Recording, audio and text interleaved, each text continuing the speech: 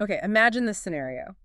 Your dog, maybe your cat, usually full of beans, suddenly has this really nasty upset stomach. Yeah, diarrhea, maybe throwing up, just really off. Exactly. And you're worried, right? Is it, just something simple they ate, a 24-hour bug? Or could it be something, well, more common, maybe more complicated than you'd guess? And maybe something that doesn't just affect your pet, something that could potentially impact people in the house too. That's precisely the kind of situation we're looking at today. We are taking a deep dive into salmonellosis, specifically in dogs and cats. And to help us navigate this, we've got some really solid sources. Think detailed clinical guides, the kind vets use, real science, practical stuff. Right, so our goal here is to really get a handle on this disease. What is it? Where does it come from? How does it actually make pets sick? The whole range. Mild issues to really serious life-threatening illness. And then how do vets figure it out? How do they treat it? And maybe most importantly for everyone listening, what do you need to know about the risks, about protecting your furry friends, and maybe even yourselves? There might be some surprises along the way too. Definitely. Like how widespread Salmonella actually is. And how pets can carry it without you ever knowing. Exactly. That asymptomatic carrier state. And the links to everyday things like, well, pet food. So this deep dive is for you, whether you're just curious or maybe dealing with something like this with your own pet or it relates to your work. We'll try to cut through the jargon, pull out what really matters, Mhm. the essential insights. Okay, let's start at the beginning then. What exactly is salmonellosis in pets? Well, as the name suggests, it's a bacterial disease caused by Salmonella bacteria. Right. The sources specify it's usually Salmonella enterica. And get this, there are over 2,500 types, serovars, they call them. 2,500. Wow. Yeah, but the good news, if you can call it that, is only a handful are usually the culprits in dogs and cats. The guides mention names like typhimurium, enteritis, Dublin, Newport. Those are the common ones. Okay, so specific types are the usual troublemakers. And why is it significant? Besides making cats sick, obviously. Well, it is a common cause of gut upset, but the key things are, one, it can become really severe, especially in vulnerable pets, the very young, the old, the immunocompromised. Uh-huh. And two, it's zoonotic. Yes. That's the big one for owners. Means it can pass between animals and people. That definitely raises the stakes. So if it's zoonotic and caused by these bacteria, how common is it? Where is it hiding? It's incredibly widespread. It's basically everywhere in the environment. Soil, water, lots of different animals carry it. Livestock, wildlife, even other pets. So it's just out there. Pretty much. And a really crucial point the sources emphasize is that pets can pick it up and shed the bacteria in their poop without showing any signs of being sick themselves. Ah, the asymptomatic carriage you mentioned. Exactly. And that makes controlling it really, really tricky. Because you don't always know who's shedding it. That makes total sense, the hidden carriers. So, okay, if it's everywhere and pets can carry it silently, where are the specific places our dogs and cats are most likely to encounter it? How do they get infected? That's a great question. The sources lay out several routes, and some might surprise you. A really big one they highlight is contaminated food. Pet food. I mean, like, if it goes bad. Not just going bad. The guides are very specific. Raw pet food diets, the ones using raw meat, they're singled out as a significant risk for salmonella contamination. Okay, raw food. I've heard about that connection. But it's not just raw food. They also mention contaminated commercial dry kibble. Really? Pickle, too? Yes, and contaminated pet treats. Think things like pig ears, jerky treats. Even giving pets raw eggs is listed as a possible source. Wow. Kibble and treats. That's eye-opening. I wouldn't have necessarily thought of those first. What else? Well, there's contaminated water, stagnant water, puddles, ponds, streams. Even just a dirty water bowl could potentially be a source. Okay. Then there's environmental exposure, picking it up from the poop of infected animals, wildlife, farm animals, other pets, or contaminated soil, surfaces. So just sniffing around the park or stepping in something and licking their paws later. Potentially, yeah. And for pets that hunt? Like cats catching mice or birds? Exactly. Eating infected prey rodents, birds, even reptiles. That's another route. And of course, direct contact with an animal that's sick or carrying it, or contact with their feces. Right, and don't forget the asymptomatic carriers spreading it around. They're a constant reservoir, absolutely. Shedding bacteria without any warning signs. Oh, and the sources also mention the risk within vet hospitals. In the hospital. Yeah, nosocomial transmission. Stressed animals, sick animals, they might be more vulnerable to picking it up from the hospital environment or maybe another patient, unfortunately. Gosh, that's a huge range of sources. Their food bowl, the park, a puddle, even the vet clinic potentially. It really drives home how prevalent this bacteria must be. It really does. So, okay, let's say a pet ingests some salmonella. What happens next? How does it actually cause illness? Yeah, let's get into the mechanics. How does this tiny bacteria wreak so much havoc? So the process starts when they swallow the bacteria. Ideally, stomach acid kills a lot of it off. But not always. Right. If they swallow a large dose, or maybe their stomach acid isn't very strong, enough bacteria can survive to reach the intestines.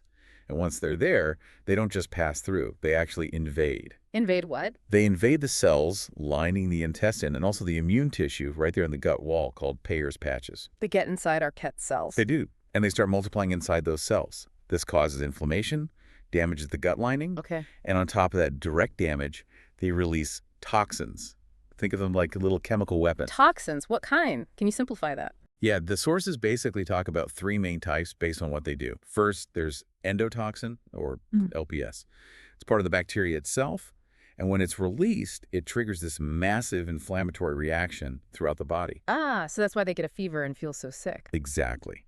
In severe cases, endotoxin's a big reason for things like high fever, shock, or even a dangerous clotting problem called DIC. Okay, that's one. What else? Then you've got enterotoxins, entero meaning gut. These toxins specifically make the intestinal cells pump out loads of fluid. And that's the diarrhea. That's the watery diarrhea, precisely. And finally, there are cytotoxins. Cyto meaning cell. These directly damage or kill the host's cells in the gut. Wow. So it's invasion, multiplying, inflammation, and these different toxins all working together. Nasty stuff. You mentioned it can get much worse than just gut problems, though. Yes. Often it stays in the gut. Yeah. But sometimes, especially in, more vulnerable animals, the bacteria manage to break through the intestinal wall. They get into the lymph system and then into the bloodstream. Into the blood. Yeah, that initial stage is called bacteremia. If the immune system can't stop it there, it can progress to sepsis. The bacteria spread all over the body. Liver, spleen, lungs, joints, brain. Oh, wow. And that's when you get multi-organ problems. That systemic spread is what can be fatal. That sounds absolutely terrifying. What about the carrier state we keep mentioning? How does that fit in? Right, the carrier state. The sources explain this can happen after an animal recovers from being sick, or, interestingly, it can happen even if the pet never showed any signs of illness at all. So they just keep shedding the bacteria. Yes, sometimes for weeks, months, maybe even longer. They become this ongoing source, this reservoir for the bacteria. Okay, so ingestion leads to invasion, toxins, gut issues, Right. potentially spreading systemically, and pets can become carriers. Got it. So what does this actually look like for an owner? What are the signs we should be watching for? It's a real spectrum, mirroring that process. At one end, you have the asymptomatic carriage. Pet looks totally fine, acts normal, but is shedding bacteria, often seen in healthy adult dogs. So invisible unless tested. Pretty much.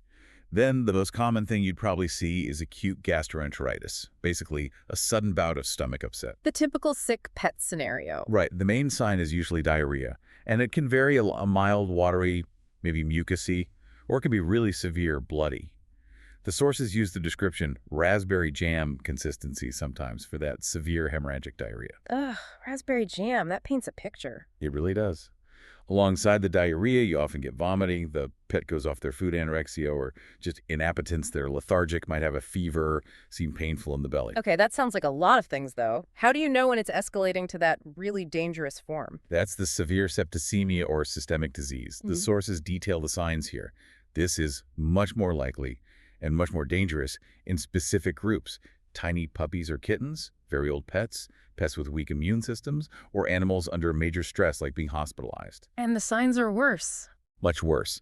High fever, really profound lethargy, like they can barely move. Severe dehydration, weakness, maybe signs of shock, pale gums, rapid breathing. They might collapse. If that DIC clotting problem happens, you could see little bruises, pinpoint bleeding spots on their gums or skin. Lymph nodes might be swollen all over. It's a true emergency. Life-threatening. Is there a lingering chronic version, too? Yes, chronic salmonellosis. That might look like diarrhea that just keeps coming back or never fully goes away. Maybe poor growth in a young animal, weight loss, recurring fevers that aren't easily explained. And sometimes the bacteria can set up shop somewhere else in the body, causing a localized infection.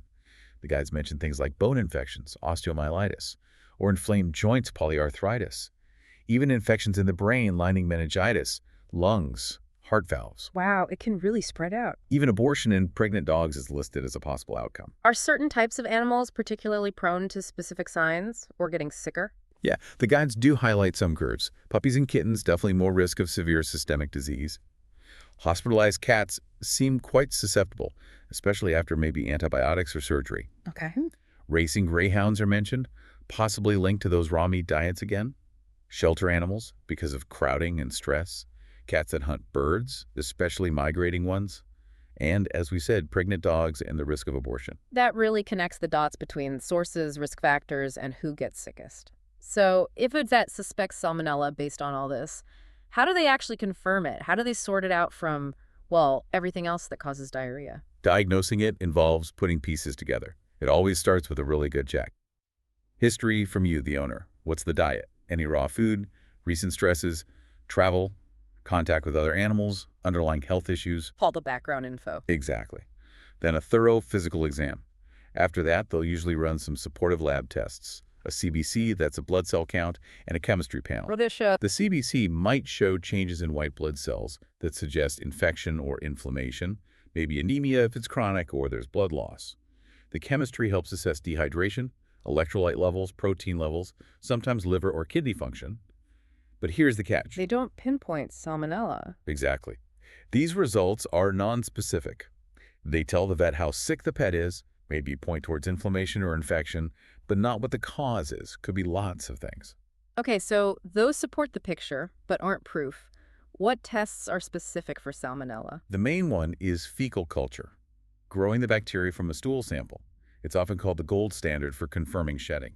But you mentioned limitations earlier. Yes, and they're really important. A big one is intermittent shedding. A pet might not be shedding bacteria every single day, so a single negative culture doesn't definitively rule it out. Ah, so one test might miss it. Right. To be more certain, especially if trying to rule out a carrier state, the guides often recommend collecting multiple samples, maybe 3 to 5, Right. over consecutive days. Okay, that makes sense. Any other issues with fecal culture? Well, remember the asymptomatic carriers. A positive culture tells you the bacteria is there and being shed, but it doesn't automatically prove that salmonella is the cause of the current illness. The pet could be a carrier and have diarrhea from something else entirely. That's a tricky distinction. So the vet has to interpret it in context. Exactly. Look at the whole picture, signs, history, other tests. There are faster tests too, like PCR. It detects DNA. Yes, it's quicker than culture. But its limitation is it can detect DNA from both live and dead bacteria. So again, a positive PCR needs clinical correlation. Is it just leftover DNA or an active infection causing the signs? Got it. What if the vet suspects that really severe systemic form, sepsis? Then a blood culture is absolutely critical. It checks if the bacteria is actually in the bloodstream. And that confirms sepsis. Yes, Okay. and crucially, it allows the lab to do culture and sensitivity testing on the bacteria they grow. Sensitivity testing. That tells the vet exactly which antibiotics will kill that specific strain of salmonella. It's vital for guiding treatment in severe cases. They might also culture tissues or look at biopsies in systemic disease or post-mortem. So getting a definitive diagnosis, especially confirming it's the cause of the illness, isn't always straightforward. It takes detective work. It really does. And vets have to rule out a whole host of other things, other bacteria like Campylobacter, viruses like parvo, parasites, dietary issues, pancreatitis, IBD. The list goes on. Okay, so once salmonella is strongly suspected or confirmed, what's the treatment plan? Is it always antibiotics? This is another key point the sources really drive home. Yeah. Treatment depends heavily on how sick the pet is. Let's start with the asymptomatic carrier, shedding bacteria but feeling fine. Right. What do you do for them? Generally, the strong recommendation is do not treat with antibiotics. Really? Why not try to get rid of it? Because according to these clinical guides, it rarely works long-term to eliminate shedding. And more importantly, it really pushes the development of antibiotic resistance. Ah, the superbug problem. Exactly. Makes future infections harder to treat, potentially in both pets and people. So for carriers, the focus is all on hygiene, managing the environment, and educating the owner about the zoonotic risk. So no pills, just careful management. Pretty much. They do say in very specific high-risk situations, like maybe a kennel outbreak or a major public health concern, selective treatment might be considered, but that's complex, needs vet supervision and lots of follow-up testing. Okay. What about the most common situation? The pet with mild diarrhea, maybe some vomiting, acute gastroenteritis. For mild gastroenteritis where the pet isn't systemically ill or severely dehydrated, supportive care is the cornerstone. Meaning? Things like making sure they get enough fluids, maybe subcutaneous fluids if needed, but often just encouraging drinking, feeding a bland, easy-to-digest diet, sometimes using things like probiotics to support gut health, anti-nausea meds if they're vomiting, maybe GI protectants to soothe the stomach lining. And antibiotics for those mild cases. Again, the advice is usually NO. Antibiotics are generally not needed or recommended for uncomplicated, mild salmonellosis. Why not? Seems like it would speed things up. Counterintuitively, the sources suggest it can actually prolong how long the pet sheds the bacteria in their stool, potentially longer than if they just cleared it naturally. Yeah. And again, there's the resistance risk. Using antibiotics when not strictly necessary just encourages resistant bacteria to develop. So for mild cases, antibiotics might actually make the shedding problem worse and contribute to resistance. Let the body handle it with help. That's the general approach. Yeah. But when you get to severe gastroenteritis or suspected confirmed septicemia, the game changes completely. The life-threatening situation. Yes. Those cases absolutely need hospitalization and aggressive supportive care. We're talking immediate IV fluids, intravenous fluids to combat dehydration, correct electrolyte imbalances, treat shock. Intensive care, basically. Definitely. Anti-nausea meds, GI protectants, pain relief if needed, and often nutritional support tube feeding, maybe if they're too sick to eat. And this is where antibiotics are essential. Absolutely critical. Antimicrobial therapy is vital here. The vet might start with a broad-spectrum antibiotic based on experience, maybe a fluoroquine alone, or a type of cephalosporin known to often work against Salmonella. But they don't just guess. No. That initial choice must be guided and potentially changed based on the culture and sensitivity results from that blood culture or other samples. That test tells them exactly which drug will be most effective against the specific bacteria infecting that pet. Makes sense. How long do they need antibiotics in these severe cases? It varies. For severe gut infections, maybe 7 to 14 days. But if it spreads systemically to organs like bones or joints, treatment can be much longer, weeks, even months sometimes.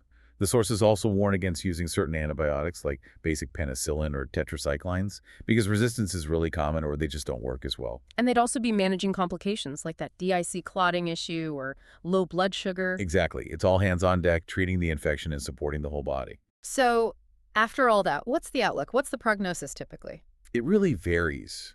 For a generally healthy adult dog or cat with just mild gastroenteritis, the prognosis is usually good. They often recover fully with just supportive care. That's reassuring. But for pets with severe gastroenteritis, or especially those who develop septicemia, particularly if they're very young, old, or have other health problems, the prognosis is much more guarded.